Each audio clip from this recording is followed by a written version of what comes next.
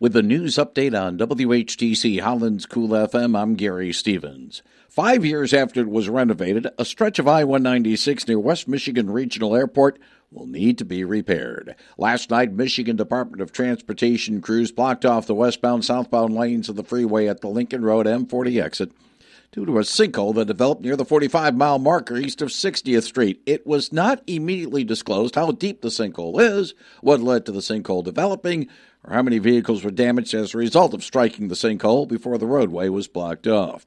MDOT officials say that the barricades are slated to be in place through next Tuesday evening, while materials are gathered and repairs are made. A posted detour is traffic heading towards Saugatuck, exiting at M40, following that routing to US 31, and then heading south to re-enter the freeway. Eastbound, northbound traffic should not be affected by this closure during the summer of 2021. MDOT contractors resurfaced more than 3 miles of westbound-southbound I-196 from M40 to 60th Street with new joint replacement and a new guardrail at a price tag of about $2.3 million.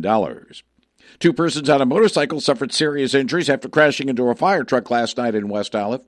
No names were disclosed by the Ottawa County Sheriff's Office as first responders were dispatched to Tyler Street, 136th Avenue, around 8:45 p.m.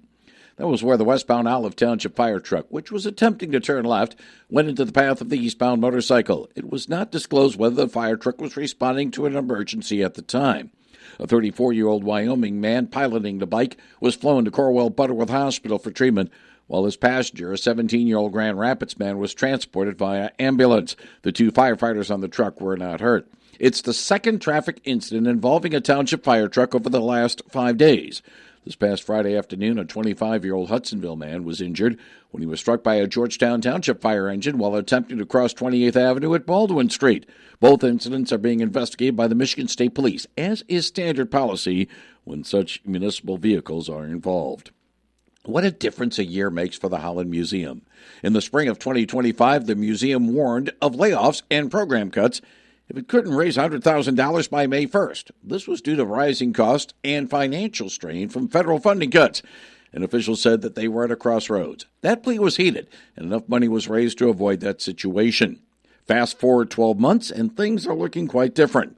After establishing a funding goal of $450,000 for fiscal 2026, the museum announced last week that it ended up with a modest surplus, although Executive Director Michelle Stempian didn't disclose just how modest it was. It's a positive sign that the community is in support of its museum, and we are working hard to do all the things that we do, and it was amazing to come out with a slight surplus. There was talk a year ago putting a museum millage question before voters last November in an effort to avoid a similar situation, but that proposal was apparently shelved. A 0.2 of a mil all-or-nothing regional levy was defeated at the ballot box in November of 2014, as rejection by Holland Township offset passage by the City of Holland and Park Township.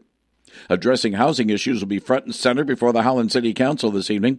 City Manager Keith Van Beek explained what awaits the Tulip City's governing panel in the end of last week's business meeting. Housing support policy, continued discussion, and then meeting for the first time the outside consultant that's helping us work through a lot of the complexities in the financial deals that are a part of those. And then a review. Right now we're planning on 4 different projects that will kind of highlight to bring some substance to the policy discussions that we're having. No final decisions will be made during the 6 p.m. Holland City Council study session in the second-floor training room of Holland City Hall off of River Avenue. Kalamazoo County Sheriff's deputies say a 16-year-old girl is recovering at a hospital after she was stabbed on Monday night. The stabbing happened at Canterbury Apartments in Oshmo Township around 9:20 p.m. Her injuries are not life-threatening, but her condition has not yet been revealed. Deputies have also not indicated if any arrests have yet been made. I'm Michael Arning. Muskegon Heights' fire chief and former interim city manager Sean Derek Roberson has been charged with 2 counts of state tax evasion and 1 count of possession with intent to deliver a controlled substance. Roberson was arraigned yesterday after turning himself in and losing his job with the city, nearly 3 weeks after state and federal investigators raided Muskegon Heights City Hall. Mayor Bonnie McLaughlin said in a statement that she and the city council believes in the best interest of the city of Muskegon Heights to separate from Mr. Roberson at this time. But city attorney Tay Smith says formal action still needs to be taken by the city council to remove Roberson as a city employee. RW Lapine will be expanding in Comstock Township and St. Joseph.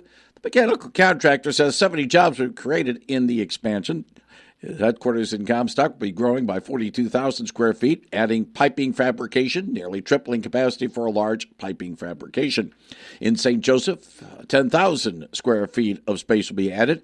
Now, the jobs will be paying $35 an hour to start. It includes plumbers, pipe fitters, pipe welding fabricators, and HVAC service technicians. What some along the lakeshore may take for granted could be seen as a source of envy elsewhere.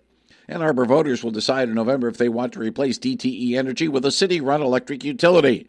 Ann Arbor for Public Power President Sean Higgins says the vote would allow the city to create a board to study if such an entity should be formed and also to conduct a new feasibility study. This study would essentially assess what would the price be of these assets, what would the city need to pay to DTE to acquire these assets, and therefore what's the size of the bond the city would need to take out. An earlier study showed it would be between $300 million to $1 billion to acquire DTE's local assets. City Council member Erica Bridge says that's simply too much. I think it's reckless and ill-conceived, confusing, and a little bit deceptive. Municipal utilities have been in place for decades with the Holland Board of Public Works, the Zeeland Board of Public Works, and the Grand Haven Board of Light and Power. State Representative James DeSena wants to repeal Michigan's 24% marijuana wholesale tax that had taken effect on January 1st.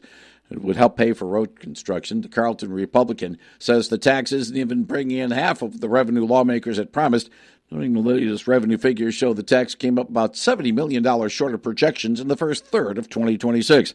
DeSena notes he has been opposed to the tax since it was approved by his fellow lawmakers, calling it an unnecessary burden on working people and the state's legal cannabis industry, and adding the tax is impacting the industry's ability to compete with the black market.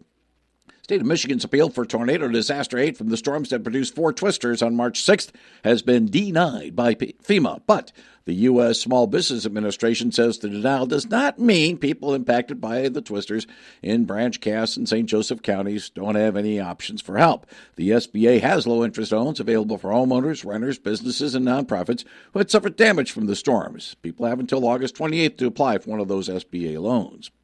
The Grand Traverse County Prosecutor's Office says 10 to 15 of the 47 people accused of sexual misconduct in the Interlochen Center for the Arts investigation could face charges. Authorities are still determining which cases do fall within the statute of limitations. Among the 47 accused, convicted child sex offender Jeffrey Epstein. He died in prison at the age of 66 in August of 2019. Epstein was a student at Interlochen and donated millions of dollars to the academy between 1990 and 2003. Kevin McGonigal drove in 3 runs, including a 2-run double in the 5th inning, which snapped a 1-1 tie, as A.J. Hinch's Tigers downed the visiting Cleveland Guardians last night 6-4. My takeaway is we won the game. That's right now. That's the goal every day. It's been the goal, but it was good to get to the finish line. We played a pretty good game. I thought our defense was good. I thought it was a pretty good team win. The series at Comerica Park in Detroit continues this evening with coverage from Dan Dickerson at 6:15 p.m. on WHTC Holland's Cool FM.